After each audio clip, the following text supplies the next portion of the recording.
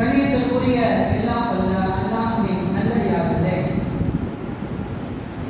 அல்லாஹ்வுடைய அவதான கிருபையினால் அவனுடைய மார்க்கத்தை தூய்மையான முறையில் அறிந்து கொள்வதற்காக நாம் எல்லாம் இங்கு ஒன்று கொண்டிருக்கின்றோம். இங்கு பேசப்படும் இந்த கருத்தின் பயன் இன்மையிலும் மறுமையிலும் அல்லாஹ் நன்மையாக வைப்பானாக என்ற பிரார்த்தனையோடு என்னுடைய உரையை நான் துவங்குகிறேன்.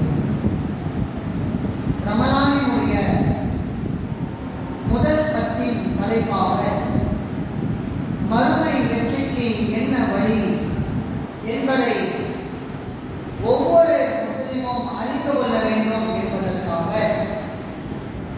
தெரியாத விஷயங்களிலும் தெரிந்தும் செயல்படுத்தாத விஷயங்களிலும் ஏராளமான நன்மைகள் இருக்கிறது.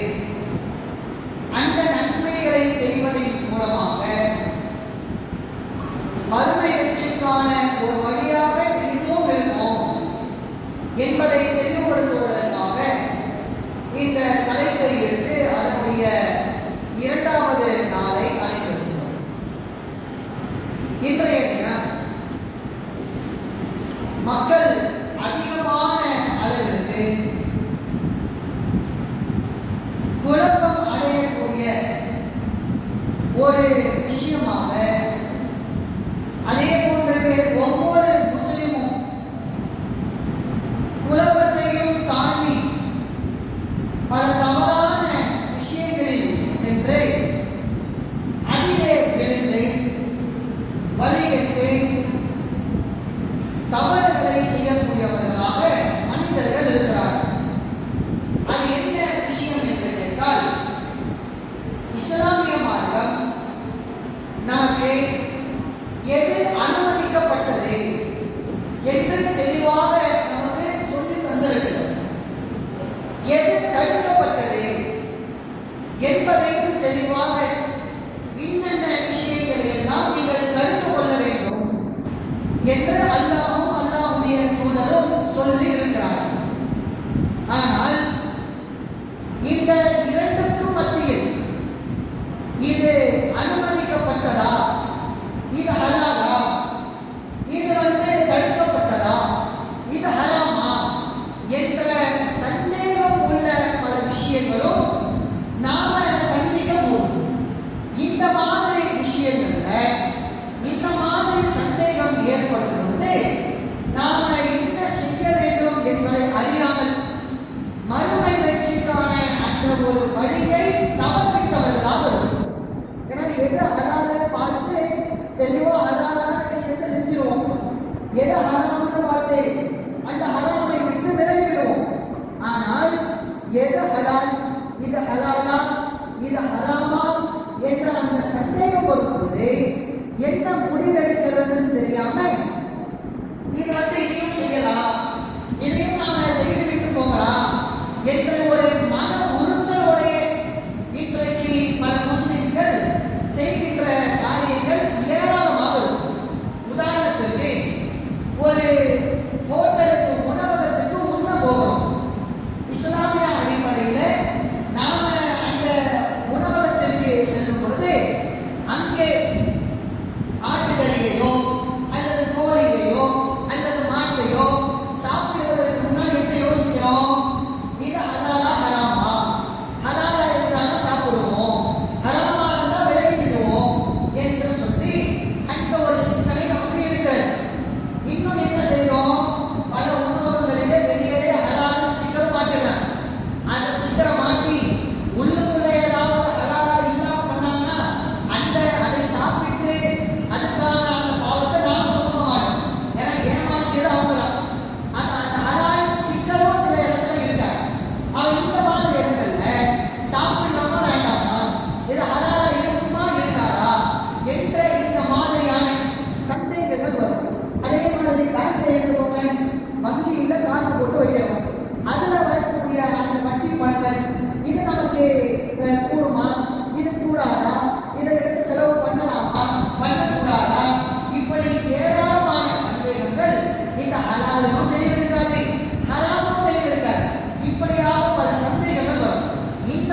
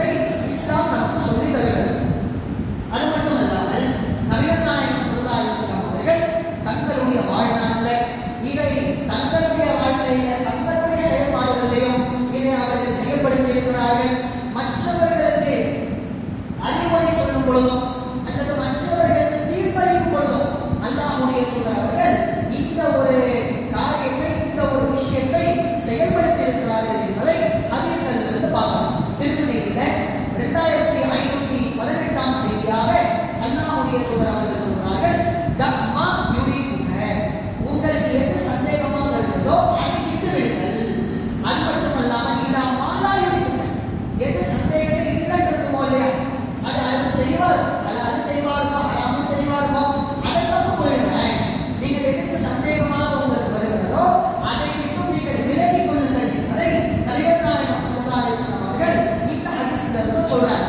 அதே மாதிரி அவர்களுடைய வாழ்க்கையில அவர்களுடைய செயல்பாடுகள் கூட அவர்கள் இதை பின்பற்றி இருக்கிறார்கள் என்பதை பார்க்க முடிகிறது. நபிகள் நாயகம் ஸல்லல்லாஹு அலைஹி வஸல்லம் அவர்கள் ஒரு இடத்துல சக்காத்து பொருட்கள் பேரிச்சம்பழங்கள் எல்லாம் வைக்கப்பட்டிருக்கிறது.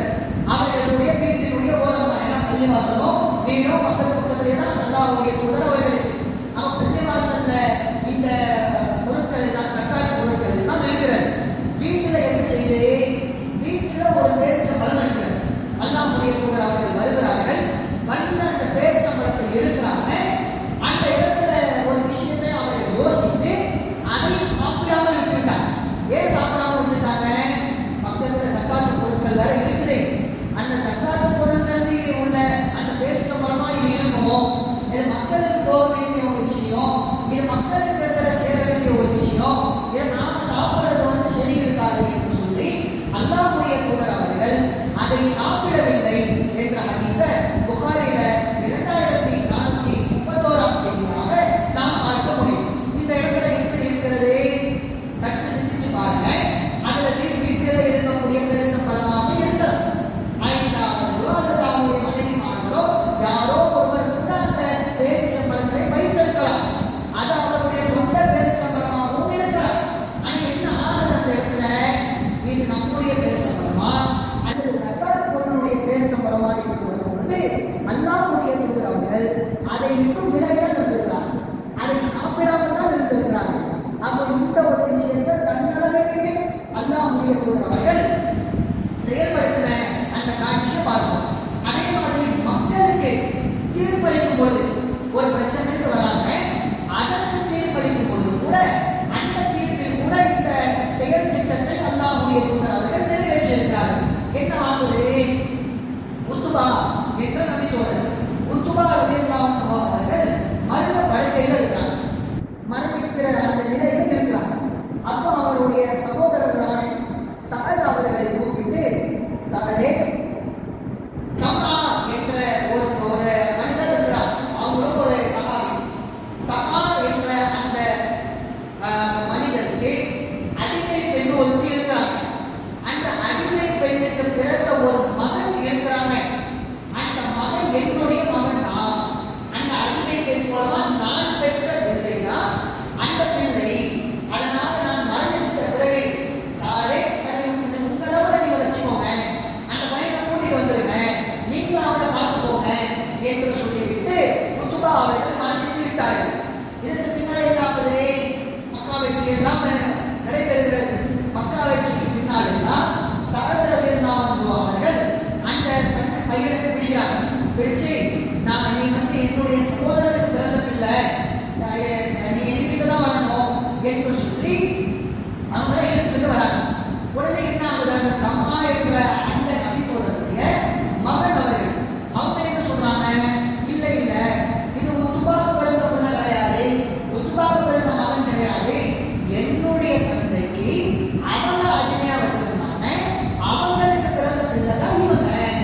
இந்த மகன் வந்து என்னுடைய தகவலாக பிறந்தவங்க தான் என்ற சமாவுடைய மகன் ஒரு புறம் சொல்ல, அதே மாதிரி சஹல் அவர்கள் உத்துபாவினுடைய மகன் தான் இவர், என்னுடைய சகோதரன் மகன் தான் இவர் என்று சொல்லும் பொழுது அவர் ஒரு புறம் இருக்க அல்லாஹ்வுடைய தூதரிடத்துல இதை கொண்டு வராங்க. அல்லாஹ்வுடைய தூதரே, சஹல் அவங்க சொன்னாங்க, அல்லாஹ்வுடைய தூதரே, இந்த மாதிரி மரண தருவாயில உத்துபா அவர்களுடைய சகோதரர் வந்து இந்த சமான்ற அடிமை பெண்ணுக்கு உள்ள அந்த மகன் வந்து என்னுடைய மகன் தான், நீங்க வந்து நீங்க வைத்துக் கொள்ளுங்க, நீங்கள் பராமரிப்பு செய்து கொள்ளுங்கள் என்று சொல்லிட்டு போனாங்க. ஆனா சமாவினுடைய அந்த மகன் அவர் வந்து என்னுடைய தந்தைக்கு பிறந்தவர் தான் சொல்றாங்க. அதனால இப்ப என்ன செய்வது என்று அல்லாஹ்வுடைய தூதரிடத்தில் கேட்கும் பொழுது அல்லாஹ்வுடைய தூதர் அவர்கள் சொல்றார்கள், இந்த குழந்தை யாரிடத்தில் இருக்கும் பொழுது பிறந்தது கேட்கிறாங்க. அது பிறந்தது எங்க, யாரிடத்தில் இருக்கும் போது அது பிறந்தது, யார் அதை பராமரித்துக் கொண்டிருக்கிறார்கள் என்றெல்லாம் கேட்கும் பொழுது சமா அவர்களிடத்தில் இருக்கும் பொழுதுதான் இந்த குழந்தை பிறந்தது. அதே மாதிரி அவர்கள் தான் பராமரிப்பு வருகிறார்கள். அந்த அடிப்படையில் அல்லாஹ்வுடைய தூதர் அவர்கள் இந்த சமாவுடைய அந்த குடும்பத்தை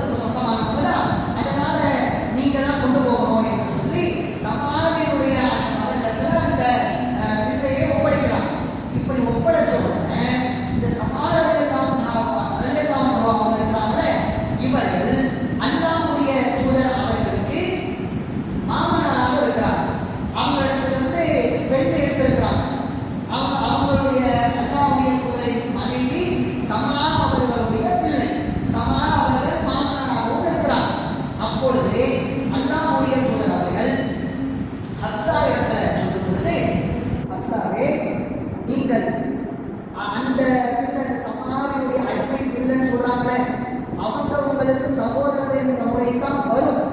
ஆனா சட்டப்படி அந்த பிள்ளை அங்க பிறந்திருக்கிறதுன்றதுனால இப்படி நாம தீர்ப்பளிச்சிட்டோம். ஆனா முகச்சாட பார்த்தா புரியல. முகச்சாட உங்களுடைய குடும்ப முகச்சாடையா இல்ல. அது முத்துபாவுடைய முகச்சாடல் தான் இருக்கிறது. முத்துபாவினுடைய முகச்சாடையில் தான் அந்த பிள்ளை இருக்குது.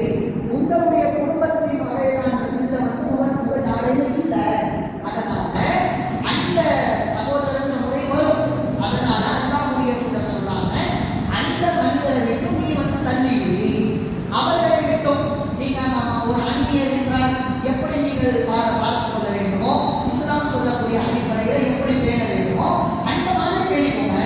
சட்டப்படி அவங்க கிட்ட தான் சொல்லியாச்சு. ஆனா இப்படி ஒரு சந்தேகம் இருக்குல்ல, சட்டப்படி அவங்களுக்கு சொல்லியாச்சு. ஆனா உங்களுடைய முகச்சாடை இருக்குது, என்ன பண்றதுன்னு தெரியல. அல்லாஹ்வுடைய தூதர் சொன்ன மாதிரி என்ன, தன்னுடைய மனைவிக்கு அவங்களோட விட்டு வெட்டி வர இருக்க எப்படி ஒரு அந்நியரை பார்த்தீங்களோ அந்த மாதிரி நீங்க நடந்துக்கோங்க, சகோதரர்கள் மாதிரி வாங்கிக்காதீங்க என்று சொல்லி அல்லாஹ்வுடைய தூதர் அவர்கள் தீர்ப்பளிக்கும் பொழுது கூட அது தெளிவாக இல்லை என்று சொன்னால் இந்த அடிப்படையில் அல்லாஹ்வுடைய தூதர் அவர்கள் முடிவை எடுத்திருக்கிறார். அப்போ எந்த ஒரு விஷயத்துல தெரியவில்லையோ அதை விட்டும் விலகுவதுதான் மறுமைக்குரிய ஒரு வழியாக இருக்கிறது என்பதை நாம் உணர்ந்து கொள்ள வேண்டும். அதே மாதிரி இன்னொரு ஹதீஸிலையும் நபிகள் நாயகம் ஸல்லல்லாஹு அலைஹி வஸல்லம் அவர்களிடத்துல ஒரு கேள்வியை கேட்கிறார். என்ன கேள்வி அது? அல்லாஹ்வுடைய தூதரே, அல்லாஹ்வுடைய தூதர் காலத்துலனா வேட்டைக்காக நாயை அனுப்புவான். நாயை வேட்டைக்கு விடுவான்.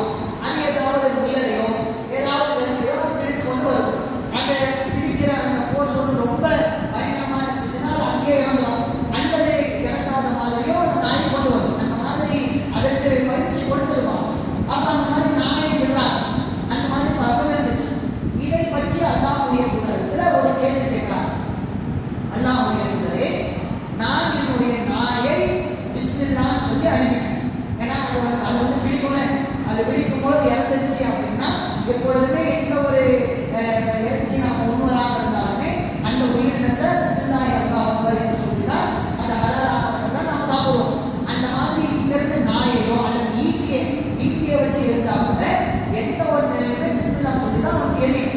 அந்த மாதிரி நாயை வேட்டைக்கு அனுப்பும்போது கூட பிஸ்மில்லா சொல்லி தான் அனுப்பணும். பிஸ்மில்லா சொல்லி அனுப்பிட்டாங்க. அந்த நாயோ ஒரு விலங்கை பிடித்து விட்டது. பிடிச்சு அது கிடக்குது. அதை போய் பார்க்குறாங்க. பார்க்கும் பொழுது அந்த இடத்துல வந்து 2 நாய் இருக்கு.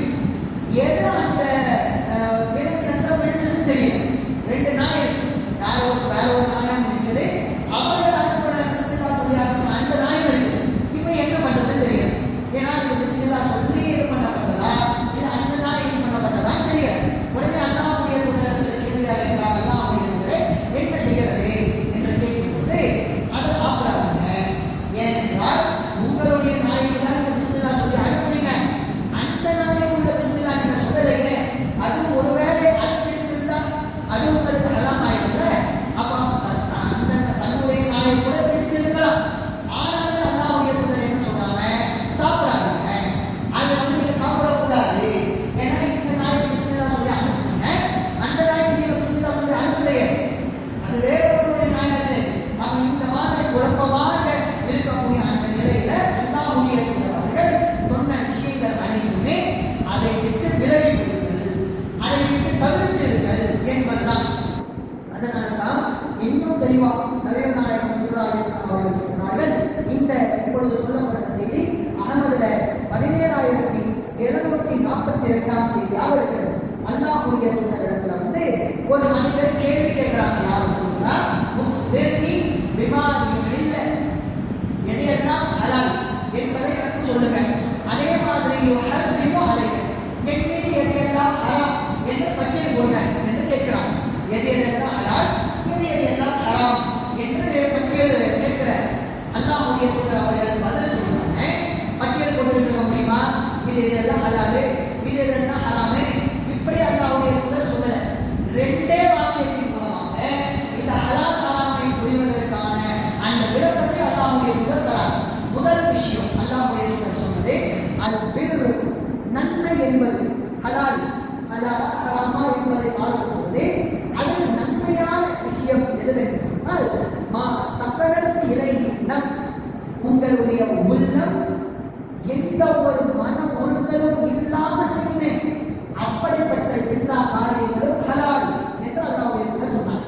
அந்த மனதை எந்த ஒரு உறுத்தலும் கூட நாம ஒரு செயலை செய்ய போறோம்னா அந்த ஒரு செயலுக்கு எந்த ஒரு உறுத்தலும் இல்லையே, அதெல்லாம் நன்மை.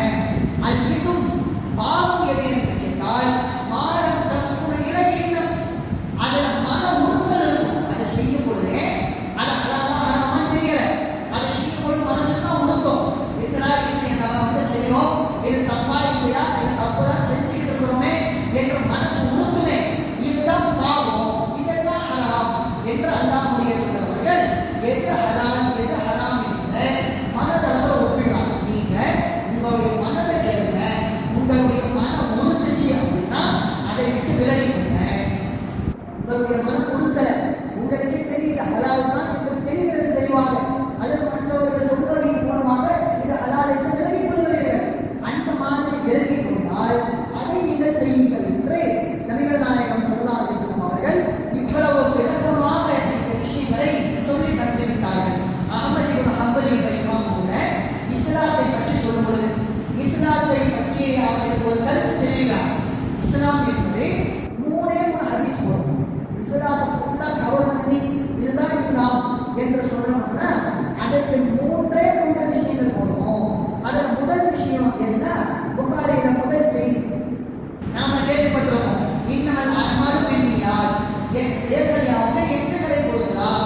அப்போ நீங்கள் செய்யக்கூடிய ஒவ்வொரு செயல்களுமே உங்களுடைய எண்ணங்களை கொடுத்து, நீங்கள் கெட்டதை செய்தால் உங்களுடைய மனம் கெட்டதை நாடும், நீங்கள் நல்லதை செய்தால் உங்களுடைய மனம் நல்லதை நாடும். அப்போ இது சரியாகும். உள்ளம் உள்ளம் சரியாகும். இரண்டாவது என்ன, வணக்க வழிபாடுகள்ல எனக்கு நீங்கள் மாறு செய்யாதீர்கள் என்று அல்லாஹ்வுடைய தூதர் சொல்லியிருக்கிறார். அல்லாஹ்வுக்கு செலுத்த வேண்டிய வணக்க வழிபாடுகள்ல நீங்கள் மாறு செய்யக்கூடாது என்ற அந்த ஹதீஸை போட்டு இந்த ஒரு விஷயம் ஃபர்ஸ்ட் உள்ளம் தெளிவாயிருக்கும். இரண்டாவது விஷயம், நீங்கள் மார்க்கத்திற்கு மாற்றமாக எதையும் செஞ்சிடக்கூடாது, மார்க்கத்திற்கு மாற்றமான வணக்க வழிபாடுகளை செய்துவிடக்கூடாது. அப்போ உள்ளம் தெளிவாக மார்க்கத்துக்கு உட்பட்ட வணக்கங்களை செய்து, மூன்றாவது விஷயமாக அஹ்மத் இப்னு ஹம்பல் அவங்க சொன்னாங்க, இன்றைக்கு நாம முதலாவது ஒரு செய்தி எடுத்து சொன்ன புகாரி 52வது செய்தி, அல் ஹலாலு பையினும் வ ஹராமு பையினும், ஹலால் தெளிவாகிவிட்டது ஹராம் தெளிவாகிவிட்டது என்று இந்த ஹதீஸை போட்டு இந்த மாதிரி விஷயங்களை விட்டு நீங்கள் விலகிக் கொள்வது என்பது உங்களுக்கு நல்லது. இதை ஒரு முஸ்லிம் இந்த ஒரு மூணு விஷயத்தை உள்ளத்தை தூய்மையாக்கி இபாதத்துகளை சரி செய்து இந்த ஹலால் ஹராமா என்ற அந்த சந்தேகம் உலகத்தில் வரும்பொழுது அதை விட்டு ஒரு மனிதன் இருந்திருக்கார் என்று சொன்னால் இந்த மூன்றே தான் இஸ்லாமே அடங்கியிருக்குது. இந்த மூன்று தான் இஸ்லாமே என்று சொல்லி அஹ்மத் இப்னு ஹம்பல் அவர்களுக்கு இப்படியான ஒரு கருத்தை சொல்லியிருக்கிறார். இவருடைய கருத்தை எடுத்து நாங்கள் சொல்கிறோம் என்றால் இந்த கருத்து என்பதுதான் இஸ்லாத்தின் மொத்த வடிவமாகவே இருக்கு. நல்ல கருத்து யார் சொன்னாலும் இருக்கலாம். அந்த அடிப்படையில்